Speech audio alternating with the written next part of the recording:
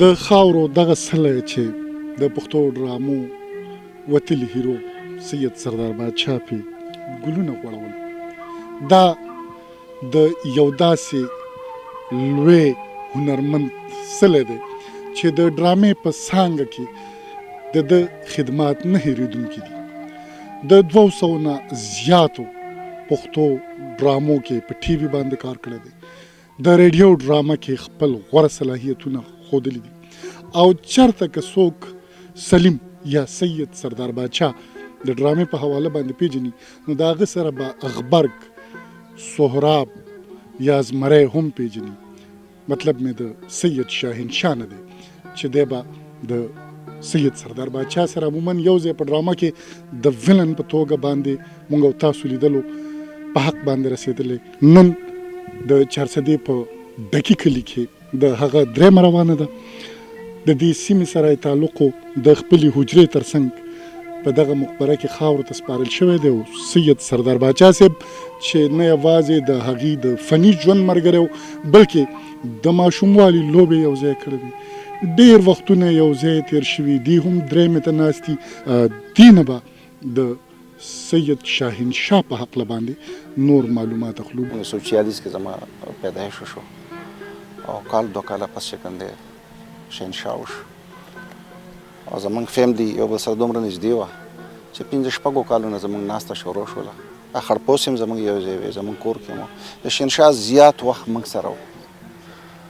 تعلیم موږ یو ځای کوو په دغه کلي کې، په دې کلي کې همدا ډکې چې کوم دی دا کلی دی، دا دې کور او زما کور چې کوم دی دې کلي دننه په دې کو په دې لارو کوڅو باندې موږ خپې بلخپې ډېرې منډې تړې وهلې دي. بیا موږ یو ځای تعلیم وکړو، او بیا د ژوند هغه وخت راغی چې موږ دواړه تعلیم لپاره پېښور ته لاړو. پېښور کې موږ تعلیم حاصل کړو.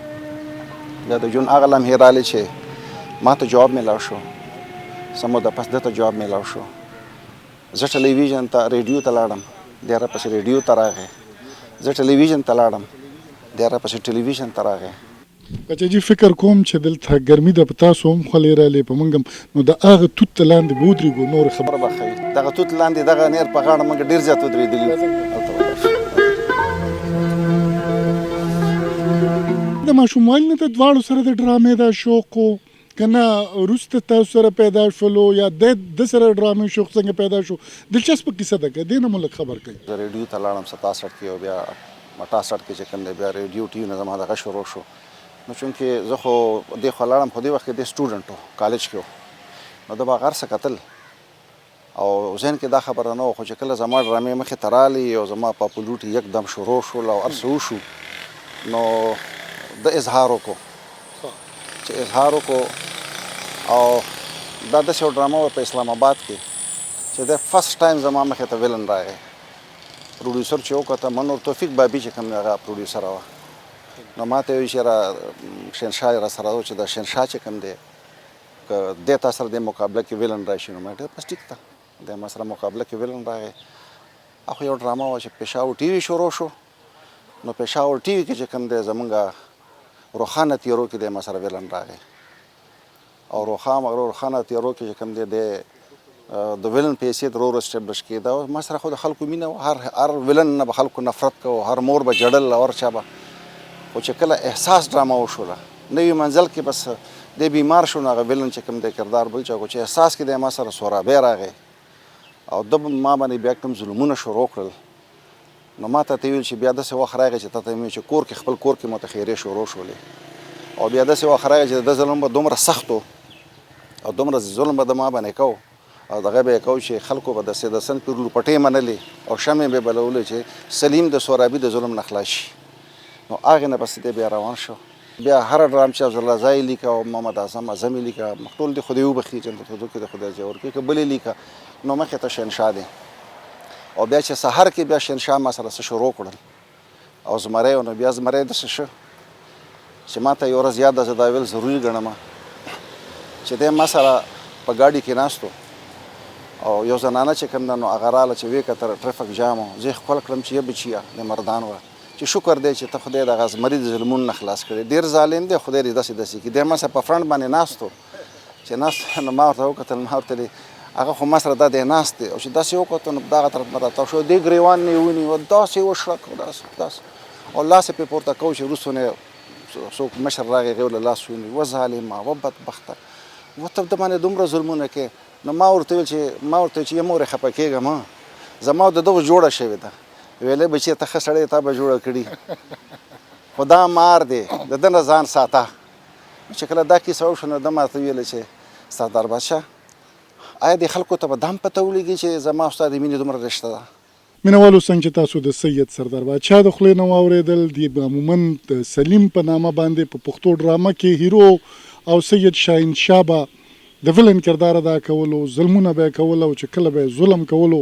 خلک به خفه کېدل راځئ د دې دواړو د یوې زړې ډرامې دغه ننداره ورته ښیو ډیپټي کمشنر صاحب په خپله رویه کې لږ فرق راوله فرق کینې نو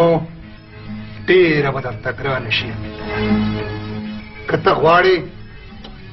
چې په دې ښار کې دې امن وي او امان وي دا به زموږ په وجه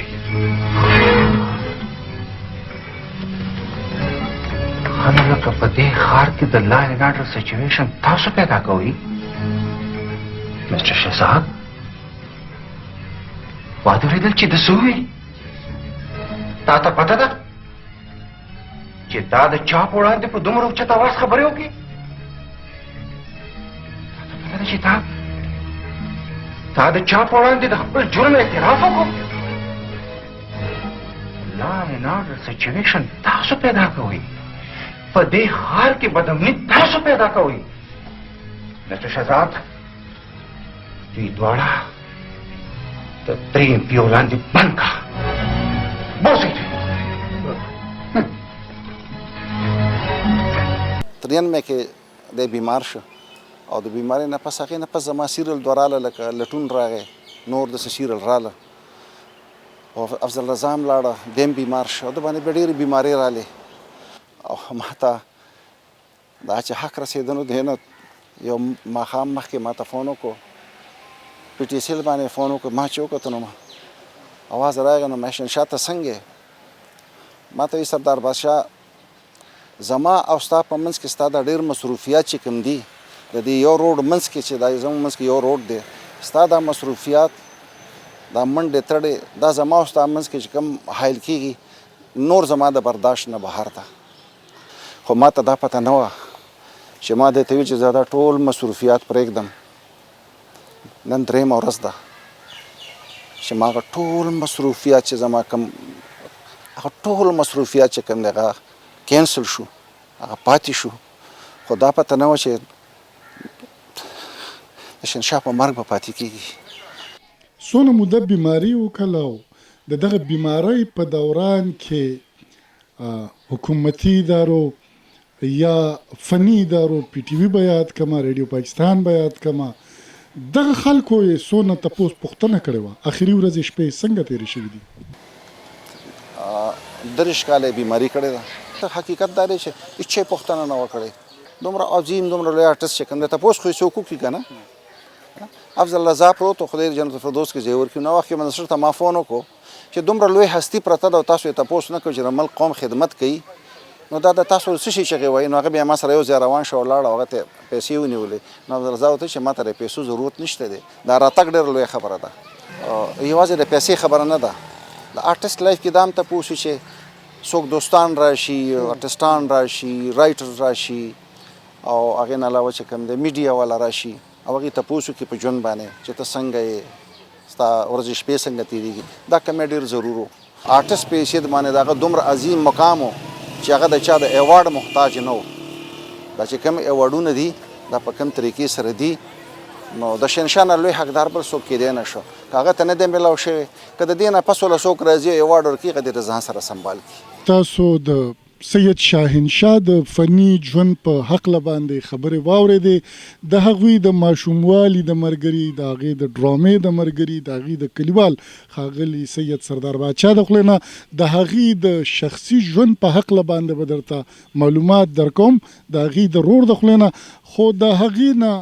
وړاندې دلته موږ سره د هغې یو خوری ولاړ دی چې هغه پیروډي کوي، د هغه په اواز کې خبرې کوي. راځئ دا درته اورم. جوړ که یو توپان راول یو زلزله، لرې که د سلیم د مخې نه دا هر څه، ګنې د انتقام دا لمبې به مې ورید پرید کي، ورید پرید کي انکل.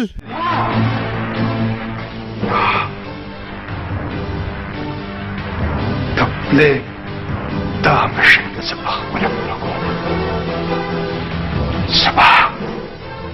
زه به د خپل دشمن نه بدل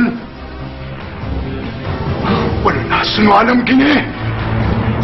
انتقام سرې لمبې به مې ورید پرید کي،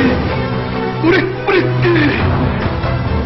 سید عثمان شاه صاحب را سره ناست دی چې د سید شاهین شاه کشری ورور دی. دې سره د هغې د ذاتي ژوند په حواله باندې لږې خبرې کوو. 1949 کې پیدا شوی او تعلیم پرایمري تعلیم یې دلته کړی او د هغې نه میډل نه بعد دی او سید سردار باچا دواړه پېښور ته لاړو، شپ شو، هلته نه باقي تعلیم تر ایم اے پورې کمپلیټ کړو. رونو خویندو کې دی زموږ مشر ورور و، والد صاحب نوم سید انور شاه او دی خو زموږ لکه د پلار په ځای باندې مو داسې و چې هغه زموږ والد صاحب 1972 کې وفات شوی، نو زمونږ ټول ایجوکیشن او دغه کیر زمونږ رور سید شهنشاه کاوه. په ډرامه کې خو به ویلن و، د سخت مزاجه به و، د رور په توګه باندې مو څنګه لیدلی او مینه ناک و؟ ډېر مینه ناک و، ډېر زیات د رور په د حیث باندې ډېر مینه ناک و. خپل بچي و؟ د هغه خپل بچي نه و. منولو تاسو د سید شاهین شاه په حواله باندې د هغې په فني ژوند باندې د هغې په ذاتي ژوند باندې معلومات واخیستل د ښاغلي سید سردار باچا او د سید شاهین شاه د ورور سید عثمان شاه نه. اگر چې د سردار باچا صاحب د وینا له مخې چې د 30 کالو په اوږده ناروغۍ کې د هغه پوښتنه زموږ د خاورې چارواکو ونه کړله، د هغه په ژوند باندې د هغه د فني خدماتو اعتراف زموږ د خاورې فني ادارو یا حکومت ریاست ونه کړله. خو تر څو چې ډرامه شته، د ډرامې مینوال شته، د سید سردار باچا په څیر به د سید شاهین شاه نوم هم د پښتنو په زړونو او ذهنونو د همیش دپاره نقش وي.